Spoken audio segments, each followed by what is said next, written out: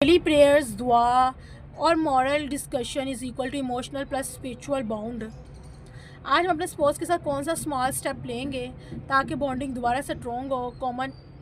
Comment में share करें और इंस्पायर करें। याद रखें, small daily gesture is equal to long lasting love और ट्रस्ट।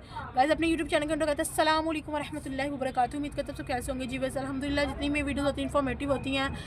आज मैंने आपके साथ बात शेयर की husband wife bonding after marriage. ये हमारा जो था आज का कंटेंट था।